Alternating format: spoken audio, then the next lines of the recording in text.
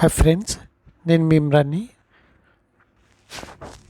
మరి ఈ వీడియోలో మనము ఏదైతే ర్యాపిడ్ రివిజన్ ప్యాటర్న్లో మెథడాలజీ అనే మన సిలబస్లో ఏపీ టెట్ కావచ్చు లేదా ఏపీ డిఎస్సి కావచ్చు, ప్రతి ఒక్క సిలబస్లో కూడా 20% ఆఫ్ ద టాపిక్ మెథడాలజీ.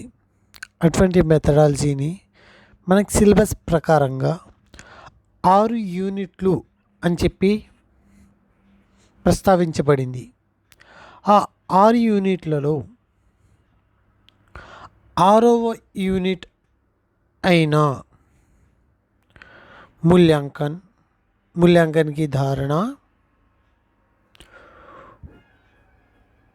उत्तम परीक्षा की वर्गीकरण,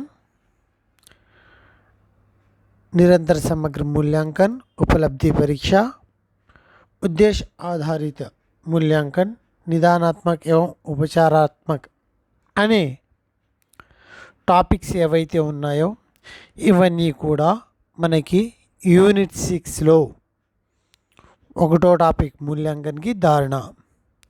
అంటే టోటల్ యూనిట్ 6ని ఈ యొక్క 1 అవర్ వీడియోలో నేను కంప్లీట్ చేసే ప్రయత్నం చేస్తున్నాను. 20% ఆఫ్ ద మార్క్స్ మెథడాలజీకి ఉంటుంది. ఇది భాషా శిక్షణ మరియు సఫల్ శిక్షణ అనే టెక్స్ట్ బుక్స్ని బేస్ చేసుకుని తయారు చేయబడ్డ మెటీరియల్ అండి. మరి మూల్యాంకన్కి ధారణ కనుక చూసినట్లయితే మనము ఈ యొక్క మూల్యాంకన్కి ధారణలో फर्स्ट पृष्ठभूमि चूद्दामु. शिक्षा में मूल्यांकन प्राचीन काल से किसी न किसी रूप में प्रचलित रहा है. प्राचीन काल में जब कोई विद्यार्थी विद्या प्राप्ति के हेतु विश्वविद्यालय प्रवेश पाना चाहता है तो सर्वप्रथम द्वार पंडित उसके अर्जित ज्ञान का मूल्यांकन करते थे. किस प्रकार? ये विधंगा मूल्यांकन చేసేవారు सार्वजनिक मंच पर भाषण देना तथा శాస్త్రార్థ के द्वारा మూల్యాంకన करते थे. అంటే ఈ మూల్యాంకనం అనేది ప్రాచీన కాలం నుండే మనకి ఉంది. అయితే ప్రాచీన వైదిక కాలంలో కూడా శిక్షా వ్యవస్థలో మూల్యాంకనం అనేది ఉండేది. అది ఏ రూపంలో? మౌఖిక పద్ధతి రూపంలో ఉండేది. పశ్చిమ ప్రాంతాల్లో ఆచార్య सुकरातनी मौखिक प्रश्न पद्धति का विशेषज्ञ माना जाता है. मूल्यांकन का अर्थ है मूल्य को आंकना, जैसे मूल्य का निर्धारण करना. ఇది మూల్యాంకన యొక్క డెఫినేషన్ చూస్తే సిసి రాజ్ చెప్పిన డెఫినేషన్ ప్రకారంగా मूल्यांकन का प्रयोग बच्चों के संपूर्ण, చూడండి, मूल्यांकन का प्रयोग बच्चों के संपूर्ण व्यक्तित्व अथवा समूची स्थितियों को जांच प्रक्रिया के लिए किया जाता है. यही मूल्यांकन का प्रक्रिया है. मूल्यांकन द्वारा यह निश्चित किया जाता है कि किसी वस्तु या व्यक्ति के किसी योग्यता गुण संख्यात्मक रूप में तथा गुणात्मक रूप में मापा जाता है. यही मूल्यांकन कहलाता है. मूल्यांकन का उद्देश्य क्या है? शिक्षा के उद्देश्यों की पूर्ति के जांच करने के लिए मूल्यांकन का उद्देश्य मानी जाती है. मानसिक दृष्टि से बालकों का विकास कहाँ तक हुआ पता लगाने के लिए मूल्यांकन करते हैं. छात्रों को प्रेरित करने के लिए, छात्रों में को क्षमताओं को, सीमाओं को पता लगाने के लिए, शिक्षण विधियों की उपयोगिता जानने के लिए मूल्यांकन, पाठ्यक्रम में समुचित परिवर्तन करने के लिए मूल्यांकन, छात्रों के वर्गीकरण और उन्नति के लिए, यह सब मूल्यांकन के उद्देश्य माने जाते हैं. अब देखो, विधि वर्तमान परीक्षा में मूल्यांकन का प्रणाली किस प्रकार से है? वर्तमान परीक्षा में मूल्यांकन का प्रणाली विधि किस प्रकार से है? मूल्यांकन करने की विधियों में सर्वाधिक प्रचलित विधि क्या है? परीक्षा लेना, परीक्षण करना। परीक्षण लेना, परीक्षा वह प्रक्रिया है जिसमें प्रश्नों के माध्यम से व्यक्तियों का या समूहों को, योग्यताओं को, ज्ञान का, कार्यकुशलताओं का आदि का जांच किया जाता है। वर्तमान परीक्षाओं का वर्गीकरण प्रचलित है। वर्तमान परीक्षाओं का वर्गीकरण 4 भागों में किया गया है। एक है आंतरिक परीक्षा एवं बाह्य परीक्षा, दूसरा साप्ताहिक परीक्षा, मासिक परीक्षा, वार्षिक परीक्षा, तीसरा सैद्धांतिक परीक्षा एवं व्यवहारिक परीक्षा, चौथा है मौखिक परीक्षा एवं लिखित परीक्षा। तो वर्तमान परीक्षा की पद्धति के बारे में जो 1949 में राधाकृष्ण आयोग ने वर्तमान परीक्षा पद्धति के बारे में इस प्रकार कहा, यदि हमसे पूछा जाए तो शिक्षण क्षेत्र में सबसे पहला सुधार किस वस्तु के अंतर्गत आना है, तो परीक्षा पद्धति में करके बताया, क्योंकि परीक्षा पद्धति में उतने दोष होते थे। इस कथन से वर्तमान परीक्षा पद्धति का दोषपूर्ण होने के संबंध में अनुमान लगाया गया है। అంటే అన్ని డీమెరిట్స్ ఉండేవి. సో అటువంటి డీమెరిట్స్ని చూసుకుంటూ ఈ యొక్క పరీక్షా పద్ధతి యొక్క ప్రణాళిని మార్చాలి అని చెప్పి 1949లో రాధాకృష్ణ ఆయోగ్ మరి తెలపడం అనేది జరిగింది. सामान्य रूप से वर्तमान परीक्षा पद्धति का आलोचना अधोलिखित कारणों से होती है. वर्तमान परीक्षा पद्धति दोषपूर्ण है. इसके कारण निम्नलिखित है, क्योंकि यह स्मरण शक्ति पर अधिक बल देता है. यह साधन ना होकर साध्य बन गई है. विद्या प्राप्ति की ध्येय परीक्षा में उत्तीर्ण होना ही रह गया है. छात्रों के वास्तविक ज्ञान की जांच नहीं. परीक्षा के दिनों में छात्रों का शारीरिक स्वास्थ्य गिर जाता है. इसके द्वारा छात्र अर्जित ज्ञान का प्रयोग नवीन परिस्थितियों में कैसे करना नहीं सीखते हैं. नैतिक स्तर गिर जाता है. उत्तीर्ण के लिए अनुचित साधनों का प्रयोग होता है. केवल पुस्तकीय ज्ञान की जांच है. विश्वसनीयता की कमी. संपूर्ण ज्ञान की जांच नहीं हो पाती है. यही मूल्यांकन के उद्देश्य है. मूल्यांकन वर्तमान परीक्षाओं इस प्रकार रहने के कारण, यानी वर्तमान परीक्षा इस प्रकार स्मरण शक्ति पर बल देना, साधन ना हो के साध्य बन जाना, विद्या प्राप्ति का ध्येय हो जाना, इसके लिए अनुचित साधनों का प्रयोग करना, वास्तविक ज्ञान का जांच ना हो पाना, ऐसी स्थितियों में नैतिक स्तर गिर जाना और शारीरिक स्वास्थ्य बिगड़ जाना, ऐसी स्थिति रहने के कारण 1949 में राधाकृष्ण आयोग ने परीक्षा की पद्धति में बदलाव आना करके बताया. तो अब नेक्स्ट दूसरी టాపిక్ है. యూనిట్ 6లో రెండవ టాపిక్ ఉత్తమ పరీక్షకి విశేషతాయి. మంచి పరీక్షకి ఉండవలసిన విశేషతలు ఏమిటి? दोषपूर्ण परीक्षा समस्त मूल्यांकन परिणामों को महत्वहीन बना देती है. इसलिए अच्छी परीक्षा कौन सी होती है, उसमें कौन से विशेषताएं होनी चाहिए, यही उत्तम परीक्षा के विशेषताएं मानी जाती हैं. ये क्या है? फर्स्ट विशेषता, उत्तम परीक्षा के कुल मिला के विशेषताएं 6 मानी गई है. उसमें पहली विशेषता है विश्वसनीयता. जिस परीक्षा के द्वारा मापन प्रायः अविचल, अविचल का अर्थ है स्थिर, विश्वसनीयता का अर्थ है अचलता. ఈ రెండు పదాలు గుర్తుపెట్టుకుంది. అవిచల్, अचलता అనేది विश्वसनीयता संबंधिंचिंది. यदि बालकों द्वारा प्राप्त किए जाने वाले अंक एक समान रहेंगे तो वही परीक्षा विश्वसनीय मानी जाती है. परिपक्वता एवं अभ्यास के कारण उन अंकों में अंतर तो हो पाए, అంటే దాదాపుగా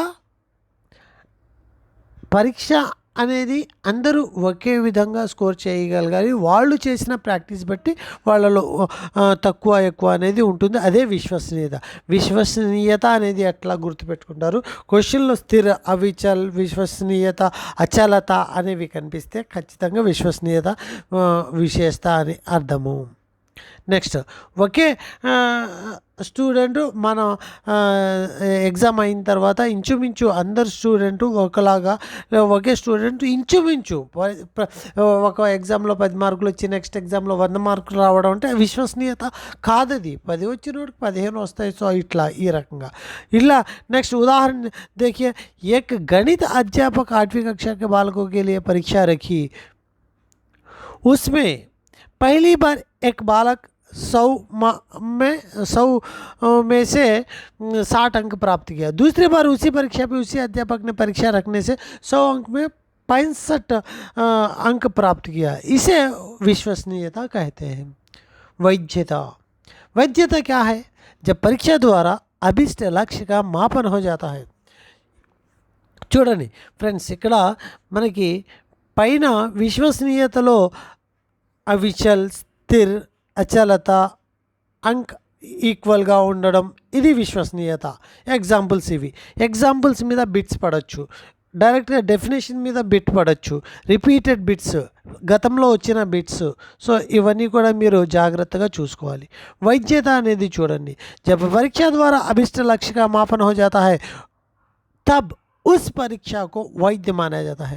వైద్య అనేది అంటే అభిష్ట లక్ష్యకు ఏ లక్ష్యంతో అయితే, ఏ ఉద్దేశంతో అయితే టీచర్ ఎగ్జామ్ పెట్టాడో ఆ ఉద్దేశాన్ని ఆ యొక్క చిల్డ్రన్ రీచ్ అయ్యాడు అనుకున్నప్పుడు అది అభిష్ట లక్ష్యాన్ని ప్రాప్తి చేయడం అంటే అటువంటి ఎగ్జామ్ని వైద్యత ఉంది అని చెప్పవచ్చు.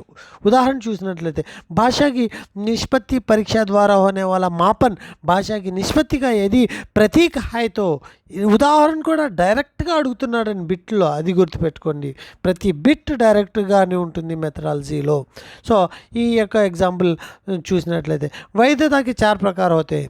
विषय वस्तु की वैधता, पूर्व कथन की वैधता, निर्माण की वैधता, समवर्ती की वैधता. చూడండి, विषय वस्तु की वैधता, यदि परीक्षा में अध्यापक द्वारा पढ़ाई गई विषय वस्तु का पूर्ण समावेश है तो उस परीक्षा में विषय वस्तु की वैधता होगी।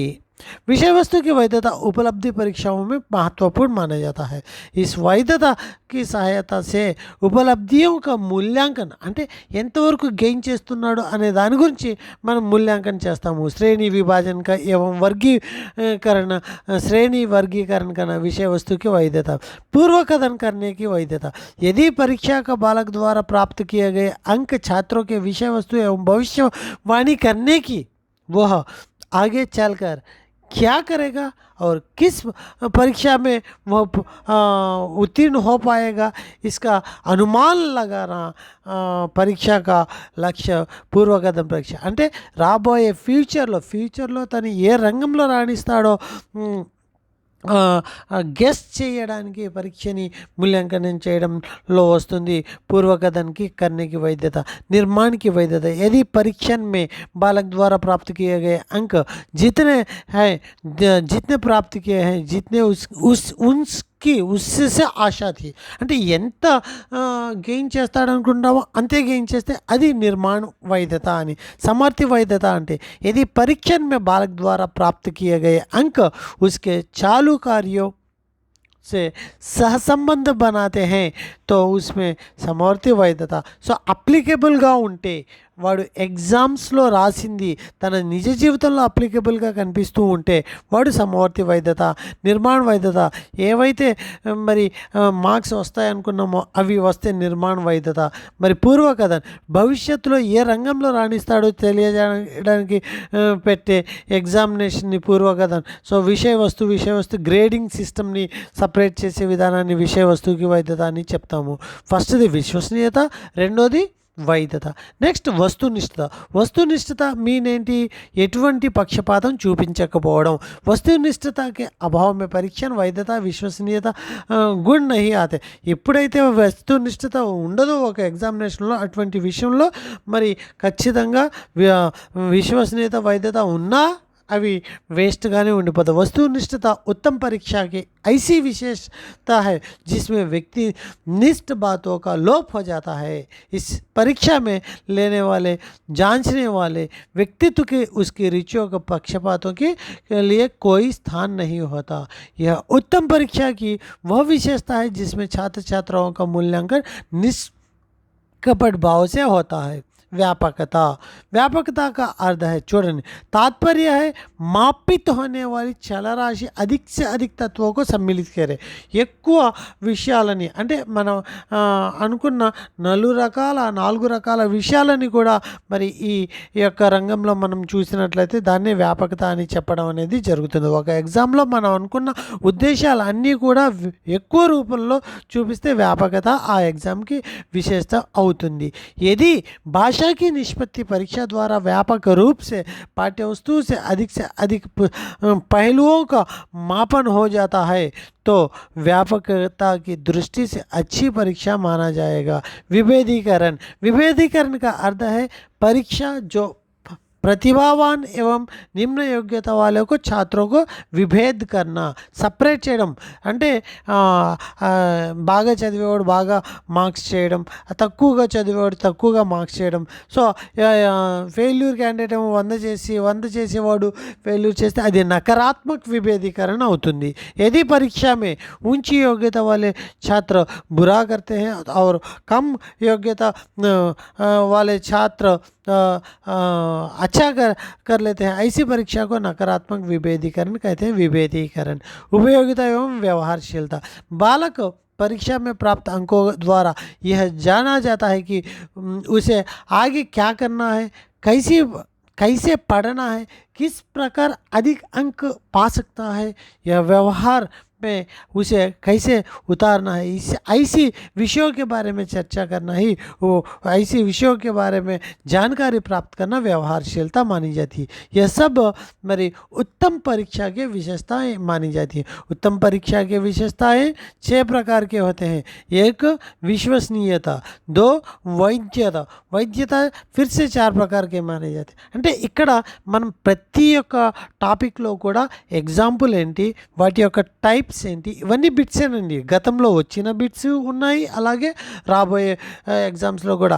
మెథడాలజీ 20% ఆఫ్ ద మార్క్స్ ఉంటాయి. ఖచ్చితంగా మనం 20% మార్క్స్ అనేవి మెథడాలజీ స్కోర్ అనేది ఉంటుంది. ఒక బిట్ కూడా చేయొచ్చు మెథడాలజీలో, ఒక్క బిట్ కూడా పోకుండా ఎట్టి పరిస్థితుల్లో మెథడాలజీని మనం కంప్లీట్ రివిజన్ చేయొచ్చు. ఇటువంటి సందర్భంలో అంటే తక్కువ టైంలో ఎక్కువ ప్రిపరేషన్, ఈ యొక్క ప్యాటర్న్ మాత్రమే మీకు అవుతుంది. అంటే 1 అవర్ పట్టుకుంటే ఒక యూనిట్ని మనం చదివే క్యాపబిలిటీ మన దగ్గర ఉండాలి. తర్వాత ఉండే కొలది ఎట్లా ఉండాలి అంటే హాఫ్ అన్ అవర్లో ఒక యూనిట్ని రివిజన్ చేసేటట్టు, 10 నిమిషాలకి ఈ యూనిట్ మొత్తాన్ని రివిజన్ చేసేటట్టు మనం ప్రిపరేషన్లో కొనసాగించాలి.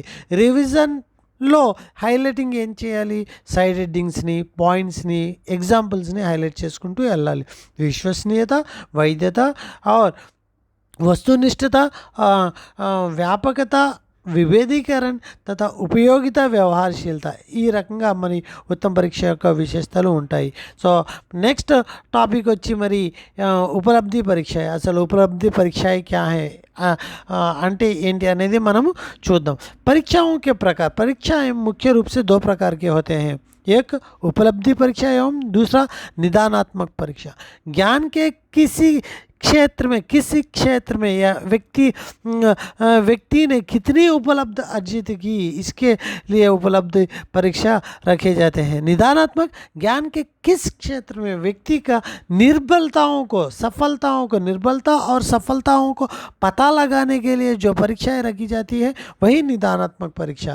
एवं किस सेक्शन में कितना ज्ञान अर्जित कर लिया है वह उपलब्धि परीक्षा मानी जाती है. उपलब्धि परीक्षा के 3 प्रकार होते हैं, मौखिक, लिखित, क्रियात्मक. मौखिक क्या है? मौखिक पद्धति मौखिक रूप से पूछे जाने वाले प्रश्नों का पता मौखिक रूप से ही देता है. इसमें वस्तुनिष्ठता का लोप हो सकता है क्योंकि छात्र के विस्तृत ज्ञान की जांच नहीं होती और पक्षपात भी की संभावना भी है.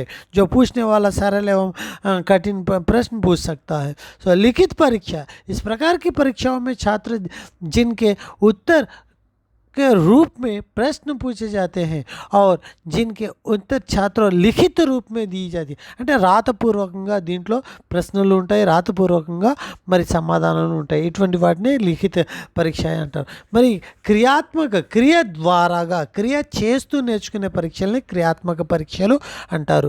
మరి ఈ లిఖిత పరీక్షల యొక్క టైప్స్ మనం చూసినట్లయితే निबंधात्मक परीक्षा जिन प्रश्नों का उत्तर छात्र विस्तृत निबंध निबंधात्मक प्रश्नలు निबंधात्मक विस्तृతంగా ఉంటాయి, विस्तृతంగా రాయాల్సి ఉంటుంది. इस प्रकार की परीक्षा अध्यापक गिने चुने प्रश्नों का स्पष्ट करता है. पूरा మొత్తం టాపిక్ని ఇక్కడ మనం కవర్ చేయలేము. इस प्रकार की परीक्षाओं में संपूर्ण पाठ्यक्रम का प्रतिनिधित्व नहीं हो पाता. 8, 9, 10 8, 9, 10 ప్రశ్నలు ఉంటాయి, వాటిలో 5, 6 మాత్రం పిల్లవాడు రాయడం అనేది జరుగుతుంది. వీటి యొక్క గుణాలు ఏంటి? इनमें लेखन शक्ति का विकास होता है, प्रश्नों की रचनाओं का आसान हो जाता है, उत्तरों का मूल्यांकन करना कठिनाई नहीं होता, भाषा का विकास होता है, क्रमबद्ध विचारों का विकास होता है. दोष क्या है? भाषा का ज्ञान पर बल, शब्दकोश पर बल, विश्वसनीयता और वैधता की कमी, छात्रों में स्वास्थ्य पर बुरा प्रभाव, रटने की प्रवृत्ति बढ़ जाती है, विषयांतर बातों से समावेश, उत्तर पुस्तिकाओं का आधिक्य, आत्मनिष्ठता का आधिक्य रह जाता है. कबीर के साहित्यिक परिचय का पर 10 वाक्य लिखिए. ऐसे प्रश्नों को निबंधात्मक प्रश्न कहते हैं. అసలు నిబంధాత్మక ప్రశ్న అంటే ఏమిటి? ఫస్ట్ ఇది తెలుసుకోవాలి, తర్వాత వాటి యొక్క గుణాలు తెలుసుకోవాలి, తర్వాత వాటి యొక్క దోషాలని మనం తెలుసుకోవాలి, అవి గుర్తుపెట్టుకోవాలి. సో గుణదోషాలతో పాటు ఎగ్జాంపుల్ క్వశ్చన్ కబీర్ के साहित्यिक परिचय पर 10 वाक्य लिखे ఇలా ఇచ్చి ఇది ఏ రకమైన ప్రశ్న అని చెప్పి అడిగే అవకాశం ఉంది. నెక్స్ట్ చూడు, వస్తునిష్ట పరీక్ష है. నిబంధాత్మక పరీక్షాओं को दोषों को ఏవైతే నిబంధాత్మక పరీక్షల్లో దోషాలు ఉన్నాయో ఆ దోషాలని ఆ యొక్క ऑब्जेक्शंसని दूरम చేయడానికి वस्तुनिष्ठ परीक्षाओं का निर्माण किया गया है. जिन प्रश्नों के उत्तर छात्रों को अंक, अक्षर एवं चिन्ह के रूप में होते हैं उन्हें वस्तुनिष्ठ प्रश्न कहते हैं. इस परीक्षा में परीक्षार्थी छोटे छोटे प्रश्न पूछे जाते हैं और उनमें से थोड़े समय में प्रश्नों का उत्तर देना पड़ता है. वस्तुनिष्ठ परीक्षाओं का निर्माण किसने किया? जेएम राइस ने वस्तुनिष्ठ परीक्षाओं का निर्माण किया. नेक्स्ट स्टूडेंट, वस्तुनिष्ठ परीक्षाओं के प्रकार: प्रत्यस्मरण प्रश्न, साधारण प्रत्यस्मरण प्रश्न, रिक्त स्थान की पूर्ति, अभिज्ञान यानी पहचान, सत्य असत्य परीक्षा, बहुविकल्प परीक्षा. इट्ला ఈ వీటి యొక్క టైప్స్ ఏంటి? ప్రత్యస్మరణ అంటే ఏంటి? ज्ञान की जांच के लिए छात्र के स्मरण शक्ति पर बल देना, यह प्रत्यस्मरण के చూడండి, ఒకే ఒక वस्तुनिष्ठ परीक्षाओं के अनुसार जांच के लिए छात्रों में स्मरण शक्ति पर बल देने वाले प्रकार है प्रत्यस्मरण, वस्तुनिष्ठ. सो नेक्स्ट చూడు, साधारण प्रत्यस्मरण ఏంటి? साधारण रूप से तथ्यों के ज्ञान की जांच की जाती है, वही साधारण प्रत्यस्मरण. रिक्त स्थान को पूर्ति करना, ब्लैंक्स ని कंप्लीट చేయడం, रिक्त स्थान को पूर्ति करना. अभिज्ञान, पहचान, आइडेंटिफाइड, जिन प्रश्नों के उत्तरों में से कई उत्तरों में से ఒక ఆప్షన్స్ ఎక్కువ ఉంటాయి, 4 అని కాదండి ఎక్కువ ఉంటాయి, कई उत्तरों में से पहचान कर दे हुए होते हैं, वही अभिज्ञान पहचान परीक्षा कहलाता है. सत्य असत्य, ट्रू और फॉल्स, इन परीक्षाओं में विद्यार्थियों के सामने कुछ कथन प्रस्तुत किया जाता है जो ट्रू और फॉल्स, सही और गलत मार्क देना पड़ता है. बहुविकल्प परीक्षा, इन परीक्षाओं में अनेक उत्तरों में से एक ठीक उत्तर छांटना पड़ता है. సో ఇందాకడేమో ఎక్కువ ఆప్షన్స్లో ఒకటి ఆన్సర్ ఒకటే అవ్వదు, ఆ ఎక్స్ప్లెనేషన్ బట్టి 2 లేదా 3 కూడా ఆన్సర్స్ ఎవరి ఐడెంటిఫై బట్టి వాళ్ళు ఆన్సర్ చేయొచ్చు, ఎక్కడ అభిజ్ఞాన్ పెహచాన్లో. బట్ ఇక్కడ అన్ని రాంగ్ ఆన్సర్లో నుంచి ఒకటే కరెక్ట్ ఆన్సర్ ఉంటుంది, అటువంటి దాన్ని బహువికల్ప పరీక్ష అంటాం.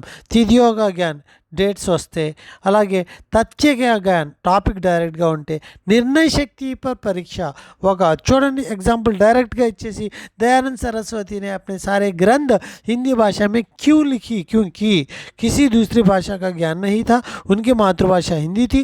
उन्होंने समझ लिया था कि हिंदी में ही भारतवर्ष का రాష్ట్ర భాష బన్ సక్తి హే అని చెప్పి ఇక్కడ ఇటువంటి క్వశ్చన్ ఇచ్చేసి ఇది ఏ రకమైన మరి బహువికల్ప పరీక్ష అని చెప్పి అడుగుతాడు. నిర్ణయ శక్తికి పరీక్ష లేనా? అలాగే మీరాబాయి కి కహాకి రహనే వాలీ హే? పంజాబ్, బెంగాల్, గుజరాత్, రాజస్థాన్. ఇది తథ్యక జ్ఞాన్. సో ఇవన్నీ కూడా రిపీటెడ్ క్వశ్చన్స్ వచ్చినవి అలాగే రాబోయేవి. సమరూప్ या पुनरावस्था परीक्षा ఏంటి? इस परीक्षा में छात्रों के सामने 2 सूचियाँ मैचिंग अंडी 2 सूचियाँ रखी जाती, मैचिंग प्रस्तुत की जाती है और उन्हें व्यवस्थित रूप से अथवा ठीक प्रक्रम से रखने की लिए कहा जाता है. वही समरूप या पुनर्व्यवस्थित परीक्षा वर्गीकरण डिफरेंटनी सपरेट చేయడం इनको समरूप परीक्षा का अन्य रूप भी माना जाता है. ఇది కూడా దాదాపుగా మ్యాచింగ్ అనే చెప్పవచ్చు. इनमें अंतर केवल है स्वरूप होता है कि वर्गीकरण परीक्षा में छात्रों का समक्ष कुछ ऐसे शब्द समूह प्रस्तुत किया जाता है जिनमें एक शब्द बेमेल होता है. इस बेमेल को रेखांकित करना पड़ता है. वर्गीकरण సో ఇక్కడ మరి మ్యాచింగ్ అనేది ఉంటుంది, పైన మ్యాచింగ్, ఇక్కడేమో బేమేల్ కలవని దాన్ని సపరేట్ చేయడం వర్గీకరణ. 4 పదాల్లో నుంచి ఒకటి సపరేట్గా ఉంటుంది, సపరేట్ చేయండి, ఇది వర్గీకరణ అంటే. वस्तुनिष्ठ परीक्षा के गुण प्रश्न छोटे होते हैं, प्रश्नों का संबंध पूरे पाठ्यक्रम से होता है, रटने से यह काम नहीं चलता, भाषा ज्ञान का महत्व नहीं, अंकन की सरलता, हाँ या नहीं में उत्तर लिखना पड़ता है, समय को बचत, वैध एवं विश्वसनीय आत्मनिष्ठता की कमी. ఇది దోషాలేంటి? ప్రశ్నों का उत्तर ठीक नहीं जानता, अटकलबाजी, ఒకవేళ క్వశ్చన్ తెలియకపోతే अटकलबाजी के से काम ले जाता है, रचना करना कठिन है, मौलिकता, कल्पना एवं विकास नहीं होता, भाषा की अपेक्षा की गई है, परीक्षा का अंकन. సో ఇక్కడ దాకా మనము చూసినట్లయితే ఉత్తమ పరీక్ష యొక్క విశేషతలు, ఉత్తమ పరీక్ష యొక్క ప్రకారాలు, అలాగే బహువికల్ప పరీక్ష అంటే ఏంటి, నిబంధాత్మక పరీక్ష అంటే ఏంటి, అసలు వీటి యొక్క టైప్స్ ఎలా ఉన్నాయి, మూల్యాంకన్ నుంచి ఇక్కడ దాకా మనం చూసుకోవడం అనేది జరిగింది. పరీక్షక అంకన్, మరి ఇప్పుడు మరి రిజల్ట్ ఎలా చేయాలి, కరెక్షన్ ఎలా చేయాలి? నిబంధాత్మక పరీక్ష की जांच कठिन कार्य है. అంకన్ छात्रों को समूह को जो అంటే ఏదైతే మనము ఎగ్జామ్లో మార్కులు ఇవ్వబోతున్నామో అటువంటి వాటిని ఉత్తమ పరీక్ష, మధ్యం పరీక్ష, సాధారణ, ఉత్తమ మధ్యం సాధారణ के रूप में ఉత్తమ సమూహ అంటే ఉత్తమ మధ్యం సాధారణ రూపంలో అంటే మ్యాక్సిమం మధ్యాంక తీయడమే ఈజీ అని చెప్తుంది మన మెథడాలజీ మూల్యాంకనంలో. ఉత్తమ మధ్యం సాధారణ రూపంలో 3 వర్గీకరణలు చేయాలి పేపర్లని. ఉత్తమ సమూహాన్ని మళ్ళీ 2 సార్లు చదివిన తర్వాత దాన్ని 2 భాగాలుగా విభజించు, శ్రేష్ఠ మరియు अच्छे అని చెప్పి. సాధారణ సమూహాన్ని చదివి కమజోర్ మరి असफल అని చెప్పి 2 భాగాలుగా విడిది. भाषा की परीक्षा में अंकन निम्नलिखित से की जाती है: अच्छी प्रस्तावना, विराम चिन्हों का प्रयोग, अनुच्छेद, राष्ट्र స్పష్ట భాష, రోచకత, మౌలికత. పరిణాంకి జాంచ్ ఎట్లా ఉంటుందో చూడు. 40% కంటే తక్కువ మార్క్స్ ఎక్కువ మందికి వస్తే అది బురా పరిణాం. 60% కంటే ఎక్కువ మార్క్స్ ఎక్కువ మందికి వస్తే అది మంచి క్లాస్ అని అర్థము. సో ఇది పరిణామ పరిసీమ చూసినట్లయితే 27 ఛాత్ర ఉన్న ఈ ఒక క్లాస్లో మనం చూసినట్లయితే 81 నుంచి 100 లోపు అతి ఉత్తమ 2కి, ఉత్తమ మరి 7గురికి. ఇక్కడ చూడండి, మరి అతి ఉత్తమ్కి యావరేజ్ కనుక మనము తీసినట్లయితే అతి ఉత్తమ్కి మధ్యలో యావరేజ్ తీస్తే దాన్ని మనము ఏమని చెప్తాము అంటే మరి ఉత్తమ్ సమూహకే छात्रों को మధ్యాంక్ కో మధ్యోచ్చ कहते हैं. అంటే ఉత్తమ సమూహంలో ఉండే మధ్యాంకని మధ్యోచ్చ అంటాము. అలాగే నిమ్న సమూహంలో ఉండే మధ్యాంకని మధ్య నిమ్నాంక అంటాము. సో మనకు తెలియాల్సింది ఏంటి? సర్వోచ్చ అంక్, మధ్యాంక. జనరల్గా టేబుల్ మీద మధ్యాంక్ వేరు, ఈ టేబుల్ ఉందనుకోండి, మధ్యాంక్ అంటే ఎక్కడికి వస్తుంది? సంతోషజనక్కి వస్తుంది. అలా కాకుండా మరి మధ్య నిమ్న మధ్యాంక్ అంటే ఏంటి? కమ్జోర్ మరియు ఇందులో యావరేజ్ టోటల్ టేబుల్కి మధ్యాంక్ వేరు, ఈ రెండిట్లో మధ్యాంక్ వేరు, ఉత్తమ్ మరియు అతి ఉత్తమంలో మధ్యాంక్ వేరు. ఇట్లా ఉత్తమ్ మరియు అతి ఉత్తమంలో మధ్యాంక్ని మనం ఇక్కడ ఏం చెప్తున్నాము అంటే మధ్యోచ్ అంటున్నాము. మరి అలాగే కమ్జోర్ మరియు అనుత్తీర్ణకి మధ్యాంక్ని తీస్తే నిమ్న మధ్యాంక్ అంటాం. జనరల్గా టేబుల్కి మధ్యాంక్ని తీసినట్లయితే దాన్ని సంతోషజనక్ లో ఉన్నట్లయితే టేబుల్ మధ్యాంక్ అంటాము. సో 81 to 100 అతి ఉత్తమ్, 61 నుంచి 80 ఉత్తమ్, 41 నుంచి 60 సంతోషజనక్, 21-40 కమ్జోర్ అని మనం చెప్పుకోవచ్చు. అనుత్తీర్ణ 0 to 20. ఈ రకంగా మరి మధ్యాంక్ని మనము డిఫరెంట్గా డివైడ్ చేయొచ్చు. ప్రశ్నపత్ర యొక్క నిర్మాణం ఏ రకంగా జరగాలి? छात्रों का मूल्यांकन परीक्षा के आधार पर किया जाता है. పరీక్ష రఖనే के लिए ప్రశ్న పత్ర बनाया जाता है. ప్రశ్న పత్ర తయారు చేసేటప్పుడు బ్లూ ప్రింట్ అంటాము. సో ఖచ్చితంగా వాటి యొక్క సోపానాలని ఫాలో అవుతూ ప్రశ్న పత్రాన్ని మనం నిర్మించాలి.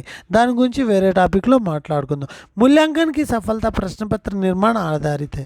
छात्रों के मानसिक स्तर एवं शैक्षणिक उद्देश्य के आधार पर संपूर्ण पाठ्यक्रम को ध्यान में रखते हुए प्रश्न पत्र का निर्माण किया जाता है. प्रश्न पत्र में निबंधात्मक, लघु उत्तर, वस्तुनिष्ठ प्रश्न होनी चाहिए. मूल्यांकन अध्यापक प्रश्न पत्र के निर्माण के समय गद्य एवं पद्य, व्याकरण, रचना विषयों का ध्यान में रखनी चाहिए. भाषा शिक्षण के मूल्यांकन पर ज्ञानात्मक, भावात्मक, कौशलात्मक उद्देश्यों के ध्यान में रखते हुए प्रश्न पत्र का निर्माण करनी चाहिए. प्रश्न पत्र निर्माण संबंधी कार्य योजना बनाई जानी चाहिए. सो క్వశ్చన్ పేపర్ తయారు చేసేటప్పుడు జ్ఞానాత్మక, భావాత్మక, కౌశలాత్మక మరియు వస్తునిష్ట, లఘు, ఉత్తర, నిబంధాత్మక ప్రశ్నలు అంటే ఒక్కొక్క సోపానంలో ఒక్కొక్కటి ఉంటుంది బ్లూ ప్రింట్లో. అది దాని గురించి ప్రశ్నపత్ర నిర్మాణంలో మనం తెలుసుకుందాము. ఇక్కడికి వచ్చేసరికి మరి మనం నేర్చుకున్న టాపిక్ ఏంటి అంటే ఇప్పటి వరకు మొత్తం యూనిట్ 6లో 6 టాపిక్స్ ఉంటాయి. ఫస్ట్ది మూల్యాంకన్కి ధారణ. మూల్యాంకన్కి ధారణ అనేది మనం నేర్చుకున్నాము. రెండోది ఏంటి అంటే ఉత్తమ పరీక్షకి విశేషతాయం. మూడోది ఏంట్రా అంటే ఉపలబ్ధి పరీక్ష. నాలుగోది ఏంట్రా అంటే ఉపలబ్ధి పరీక్ష, అలాగే ఆ పరీక్షల యొక్క గుణాలు, దోషాలు ఇవన్నీ మనము ఇక్కడ ఈ ఎగ్జామ్లో ఈ యొక్క టాపిక్లో మనం చూసాము. మూల్యాంకనం ఎలా తీయాలి, మధ్యాంకని ఎలా సపరేట్ చేయాలి, ఇదంతా కూడా. నెక్స్ట్ 4వ టాపిక్ అండి, నిరంతర్ సమగ్ర మూల్యాంకన్. యూనిట్ 6 దాదాపుగా 20% ఆఫ్ ద మార్క్స్ ఈ యొక్క టాపిక్ మీద ఉంటాయి. మెథడాలజీలో 20% మార్క్స్ ఈ యొక్క టాపిక్లో ఉంటుంది. పేపర్కి 20% మార్క్స్ మెథడాలజీలో నుంచే వస్తుంది. సో టోటలే ఫర్ ఎగ్జాంపుల్ 60 మార్క్స్ దగ్గర 12 మార్కులు మెథడాలజీ ఉంటాయి, 30 మార్కులు 6 మార్కులు, టోటల్గా టెట్లో 18 మార్కులు ఉంటాయి. అలాగే మరి మనము ఈ సబ్జెక్ట్ని ఎంత ఈజీగా రివైజ్ చేయొచ్చో చూపిస్తున్నాను నేను. ప్రతి టాపిక్ని కూడా మీకు నేను అందించడం అనేది జరుగుతుంది. ఒకవేళ ఇఫ్ ఈ మెటీరియల్ కావాలి అనుకుంటే 3000 మరి ఫోన్పే చేసి వాట్సాప్లో మెటీరియల్ పొందగలరు. అలాగే నెక్స్ట్ పీడిఎఫ్ రూపంలో కావాలి అంటే 4500 మరి ఫోన్పే చేస్తే పీడిఎఫ్ పంపిస్తాం, 1 వీక్ పడుతుంది. కానీ ఈ టైంలో మీరు వాట్సాప్లో తీసుకొని ఆ యొక్క వాట్సాప్లో వచ్చిన దాన్ని వాట్సాప్లో చదువుకోవడం, లేదా బయట పీడిఎఫ్ రూపంలో మార్చి మీరు చదువుకుంటే 1 అవర్లో మీకు మీ దగ్గర ఈ యొక్క మెటీరియల్ ఉండడం అనేది జరుగుతుంది. సో మొత్తం 6 టాపిక్స్ కూడా టాపిక్ వైజ్గా. సో ఇందులో ఉండే మెటీరియల్లో ఉండే అంశాలు ఏంటి అంటే హిందీ సాహిత్యక, ఇతిహాస్, కావ్యశాస్త్ర, భాషా బోలియా, అలాగే మెథడాలజీ, సైకాలజీ అనే ఈ టాపిక్స్ మాత్రమే ఈ మెటీరియల్లో ఉండడం అనేది జరుగుతుంది. సో దీన్ని మీరు చక్కగా యూటిలైజ్ చేసుకుంటారని చెప్పి భావిస్తున్నాను. ప్రతి బిట్, ప్రతి యొక్క ఏ కాలం కూడా మిస్ కాకుండా ఈ మెటీరియల్లో మొత్తం అన్నిటినీ టచ్ చేయడం అనేది జరుగుతుంది. యూనిట్ 6లో 4వ టాపిక్ ఏంటి అంటే నిరంతర్ సమగ్ర మూల్యాంకన్. నిరంతర సమగ్ర మూల్యాంకన్ కా అర్థ హై జబ్ విద్యార్థి కా సో నిరంతరం అంటే సంవత్సరం పొడుగుతా మూల్యాంకనం చేస్తూ ఉండే సిచ్యువేషన్ని నిరంతర సమగ్ర मूल्यांकन अंटाम. जब विद्यार्थी का मूल्यांकन निरंतर पूरे वर्ष तक किया और उसे उस मूल्यांकन को सतत एवं समग्र निरंतर मूल्यांकन कहते हैं। इस मूल्यांकन को अध्यापक अपने नियमित शिक्षण के समय जारी रखता है। इसमें छात्रों को पुस्तकालय संबंधी, प्रयोगशाला संबंधी, क्रीड़ालय संबंधी गतिविधियों के समग्र मूल्यांकन करता है। शैक्षिक माप मूल्य అంటే ఇక్కడ ఏంటి, నిరంతర సమగ్ర మూల్యాంకన్ అంటే పిల్లవాడి యొక్క పూర్తి వికాసాన్ని, అంటే పూర్తి సంవత్సరం అంతా కూడా వికాసాన్ని, డెవలప్మెంట్ని చూస్తూ వెళ్ళడం అనేది జరుగుతుంది అన్ని కోణాల్లో కూడా. ఒక కోణము, ఒక ఉద్దేశము కాదు. శైక్షణిक मापन मूल्य निर्धारण विकास के लिए. అలాగే దీని యొక్క ఎగ్జామ్స్ ఎలా ఉంటాయి, त्रैमासिक, षड्मासिक, वार्षिक అనేటట్టుగా ఉంటాయి. మరి अध्यापक बालक का प्रगति अवगत रहता है. बालक भी सतत सावधान रहकर वर्ष भर परिश्रम करता है. निरंतर सतत या समग्र मूल्यांकन को व्यापक मूल्यांकन का नाम से जाना जाता है. इसके द्वारा परिणाम एवं गुणात्मक मूल्यांकन भी हो जाता है. నెక్స్ట్ టాపిక్ చూడండి, 5వ టాపిక్ ఉద్దేశ ఆధారిత మూల్యాంకన్. అంటే ఇక్కడ ఏంటి, నిరంతర సమగ్ర మూల్యాంకన్ అంటే పూరే వర్షం చెప్పుకున్నాము. మరి ఉద్దేశ ఆధారిత మూల్యాంకన్ అంటే మనం కొన్ని ఉద్దేశాలని ఏర్పరచుకొని ఈ యొక్క ఉద్దేశాన్ని వాడు రీచ్ అవ్వాలి అని చెప్పి అయ్యాడా లేదా అని చెప్పి టెస్ట్ చేసే వాటిని उद्देश्य आधारित मूल्यांकन अंटाम. शिक्षा की प्रणाली उद्देश्य का महत्वपूर्ण स्थान है. उद्देश्य को निर्धारित करने के बाद ही शिक्षा की प्रक्रिया चलती है. संपूर्ण प्रणाली के अंतर्गत शिक्षा के उद्देश्यों की पूर्ति कहाँ तक सफल हुई, इसकी जांच मूल्यांकन द्वारा किया जाता है. विद्यालयों में सभी विषयों के उद्देश्य अलग अलग होते हैं. जब अध्यापक की उद्देश्य पूर्ति को ध्यान में रखकर किसी परीक्षा का निर्माण कहाँ तक करता है, इस उद्देश्य का उद्देश्य आधारित मूल्यांकन करता. ఏ ఉద్దేశాన్ని అయితే మనం ఎంచుకుంటున్నామో ఆ ఉద్దేశాన్ని రీచ్ అయ్యాడా లేదా అనేది చూసుకునేదే ఉద్దేశ ఆధారిత. రిపీటెడ్ క్వశ్చన్స్ పడతాయండి. ఉద్దేశాలు అనేవి ఎన్ని రకాలుగా ఉంటుందో చూడండి టీచింగ్లో. ज्ञानात्मक उद्देश्य, भावात्मक उद्देश्य, अभिव्यक्ति के उद्देश्य, अभिरुचि के उद्देश्य, मौलिक उद्देश्य, कौशलात्मक उद्देश्य.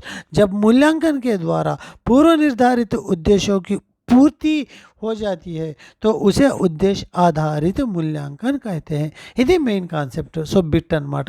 भाषा संबंधी परीक्षा भाषण शिक्षण के उद्देश्य आधारित होते हैं. उद्देश्य आधारित परीक्षा के गुण वस्तुगत फलांकन, व्यापकता, समय की मितव्यత. సో నెక్స్ట్ వచ్చి మరి యూనిట్ 6లో 6వ టాపిక్ ఏంటంటే నిదానాత్మక ఏమో ఉపచారాత్మక. నిదానాత్మక సమస్యని కనుక్కోవడం, ఉపచారాత్మక సమస్య యొక్క सॉल्यूशन कनुक्कोवడం. सो छात्र छात्राओं को सीखने की कठिनाइयों का जानकारी समाधान करने की विधि शैक्षणिक निदान है. చూడండి, छात्र छात्राओं को सीखने में कठिनाइयों का जानकर उनका समाधान देना वही शैक्षणिक है. सो शैक्षणिक निदान वह एक नए प्रकार की क्रिया है जिसके द्वारा उनके कठिनाइयों को निदान किया जाता है. बालकों के लिए बालक बालिकाओं की कठिनाइयों को जानकारी प्राप्त करना निदान हो तो उस निदान का उपचार करना ही उपचारात्मक है. అంటే ప్రాబ్లమ్ని కనుక్కొని ప్రాబ్లమ్కి సొల్యూషన్ వెతకడం उपचार, प्रॉब्लम कनुक्कोवడం निदानात्मक. छात्रों को सीखने के संबंध में कमजोरी के बारे में पता चलता है एवं निदानात्मक शिक्षण अपनाते हैं. बालकों के सीखने के संबंध में कठिनाइयाँ दो प्रकार से होते हैं. एक विषय वस्तु की कठिनाई, दूसरा अनुपयुक्त तरीके की कठिनाई. అంటే ఒక పిల్లవాడిలో ఉండే ప్రాబ్లమ్స్ రెండు రకాలు ఉంటాయి. విషయ వస్తు సంబంధిత అర్థాత్ విషయ వస్తువు का बालक अनुरूप నా అంటే తను చదివేది దానికి అర్థం కాకపోవడం, తన స్టేజ్కి మించి ఉండడం. రెండోది కార్యకరణకి అనుపయుక్త తరీకే, చదివే విధానం తెలియకపోవడం, రాసే విధానం తెలియకపోవడం, సో పని చేసే దాంట్లో తను మిస్ అవ్వడం. సో ఇది మరి నిదానాన్ని చెప్పుకోవడం అనేది జరుగుతుంది. नेक्स्ट उदाहरण की वाचन के समय यदि बालक कठिन शब्दावली अथवा विचारों की गहराई के कारण ठीक ना पढ़ सके और इसका कारण विषय वस्तु की कठिनाई से है. बालक शब्द की पहचान में अर्थ समझने के में खोज करने में असमर्थ हो. సో చూడండి ఇక్కడ ఎగ్జాంపుల్ ఎలా ఇచ్చాడు.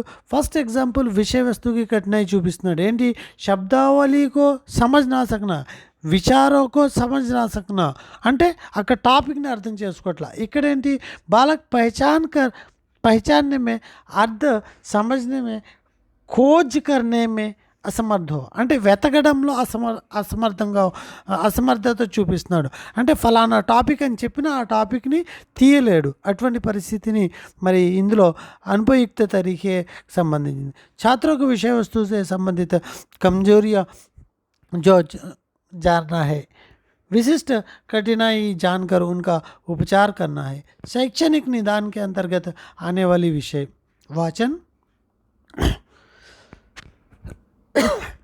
लेखन, अक्षर विन्यास, व्याकरण, गणित, निबंधात्मक परीक्षा के द्वारा छात्रों की कठिनाइयों का निदान किया जा सकता. शैक्षणिक उपचार क्या है? ये देखो, शैक्षणिक उपचार एवं आचारात्मक शिक्षा.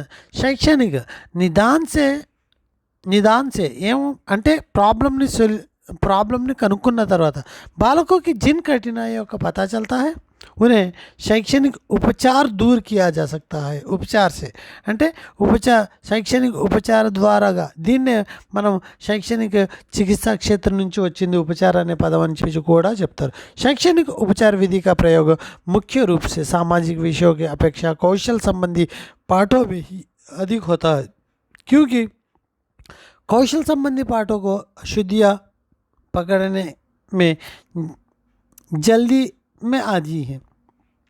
గోట్స్, విట్నీ, కోపల్, రోక్ట్ వీళ్ళందరూ కూడా ఈ యొక్క శైక్షణిక ఉపచారం మీద ఎక్కువ వర్క్ చేయడం అనేది జరిగింది. వేటి మీద, అక్షర విన్యాస్ తదా అంకగణిత విషయాలపైన వీళ్ళు వర్క్ చేయడం అనేది జరిగింది. शैक्षणिक उपचार की विधि, व्यक्ति अध्ययन विधि, उपचार गृह पद्धति, सामूहिक निराकरण विधि, व्यक्तिगत विधि. शैक्षणिक उपचार का मुख्य प्रयोजन शैक्षणिक कठिनाइयों का निराकरण करना. जैसे शैक्षणिक उपचार का उद्देश्य छात्रों के अंतर्द्वंद्वों का समाधान, ज्ञान प्राप्ति के मार्ग में बालक के अशुद्धियों का निराकरण करना, व्यक्तित्व का विकास करना, अच्छी आदतों का विकास करना, अच्छे आदर्शों की स्थापना करना, शारीरिक एवं भावात्मक सामाजिक असमानताओं को दूर करना. नेक्स्ट, పిల్లవాడికి ఏం తెలియాలి? बालक का अनुभव होना चाहिए कि कठिनाइयाँ दूर हो रही है, मानसिक अंतर्द्वंद शांत होना चाहिए. టెన్షన్ పడకూడదు. ఇంకా నేను ప్రాబ్లం సొల్యూషన్ అనేది నాకు సపోర్ట్ చేస్తున్నారు అనేటట్టుగా పిల్లవాడు భావించాలి. वातावरण के साथ समायोजन करना, विचारों को ठीक प्रकार से व्यवस्थित कर सकना, स्वयं अभिव्यक्त करने की क्षमता होना, विशिष्ट कठिनाइयों पर విజయ ప్రాప్తి करना. సో ఉపచార్ అనేది ఏ రకంగా ఉంటుంది, నిదాన్ అనేది ఏ రకంగా ఉంటుంది. బాలకో మే కఠినాయి అంటే నిదాన్ చేస్తే ఏం తెలిసింది, అక్షరకో నా పైచాన్న అనేది తెలిసింది. సో దానికి ఉపచారం ఏంటి, ప్రదర్శనాత్మక పత్ర అంటే ఫ్లాష్ కార్డ్స్ ద్వారాగా అభ్యాసన చేయించడం. शब्दों को ना पहचानना, ध्वनियों का उच्चारण के नियमों का अभ्यास कराना, मुद्रित पुस्तकों को ना पढ़ सकना जिनका उत्तर वह बालक को ऐसे प्रश्नों को पुस्तक में खोजने के लिए कहना. సో శైక్షణిక ఉపచార పరిధిలో వచ్చే అంశాలు ఏంటి, విషయాలు భాష, లేఖన్, వాచన్, అక్షర విన్యాస్, గణిత్, ఇతిహాస్, భూగోళ్, విజ్ఞాన్. సో ఈ రకంగా మనము మరి ఆ యొక్క ఏ విషయ సంబంధించి शैक्षणिक उपचारలో వస్తాయో మనం చూసుకోవాలి. लेखन का उपचार, कलम का ठीक ढंग से पकड़ना, अक्षरों को ठीक ठीक लिखवाना, शब्दों के बीच बराबर अंतर रखना, शिरोरेखा सीधी खींचना. वाचन का उपचार, नेत्रों की गति ठीक ढंग से संचालन करना, शब्दों को पहचानने की क्षमता का विकास करना, भावों को ग्रहण करते हुए पढ़ना. व्याकरण का उपचार, संज्ञा, सर्वनाम, क्रिया, लिंग, वचन आदि के ठीक ठीक प्रयोग. वर्तनी का विचार, मात्राओं संबंधी अशुद्धियों को दूर करना. बोलते समय तथा पढ़ते समय इस बात की ध्यान देनी चाहिए कि अक्षर विन्यास संबंधी कोई అశుద్ధి न हो. సో ఈ రకంగా మనము మరి అక్షర విద్య అంటే ఏ ఉపచారాలు ఇక్కడ చూస్తున్నామో చూడండి.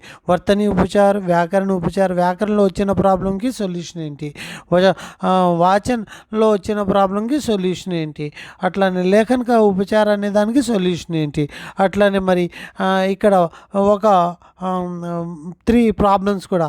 నిదానం ఏంటి, ఫస్ట్ ఈ పార్ట్ మనం ఐడెంటిఫై చేసిన నిదానని, ఈ పార్ట్ ఏంటి ఉపచారాన్ని. సో నిదానాత్మక అంటే ఒక ప్రాబ్లమ్ని ఐడెంటిఫై చేయడం, ఉపచారాత్మక అంటే ఆ ప్రాబ్లంకి సంబంధించిన కన్క్లూజ్ ఇవ్వడం, అంటే కౌంటర్గా తను ఏం చేస్తే బాగా గ్రిప్లోకి వస్తుంది, అలాగే అది చేసేటప్పుడు పిల్లవాడి యొక్క మనస్తత్వం ఎలా ఉండాలి అనేది ఇక్కడ. అలాగే ఆ యొక్క చేసేటప్పుడు ఏ ఏ అంశాలని మనం మైండ్లో పెట్టుకోవాలి, మన ఏ ఉద్దేశాలతో ఉపచారం అనేది తయారు చేయాలి అనేది ఇది. ఏది శైక్షణిక ఉపచారకే ఉద్దేశం. అట్లా మరి ఈ టాపిక్ని ఈ యొక్క టాపిక్లో యూనిట్ 6లో మెథడాలజీ మోస్ట్ ఇంపార్టెంట్. మెథడాలజీలోనే మళ్ళీ మేజర్ ఇంపార్టెంట్గా భావించండి. ఈజీగా అయిపోయే టాపిక్, 1 అవర్లో మీరు పూర్తిగా నేర్చుకుంటారు. అది 20% ఆఫ్ ద సిలబస్.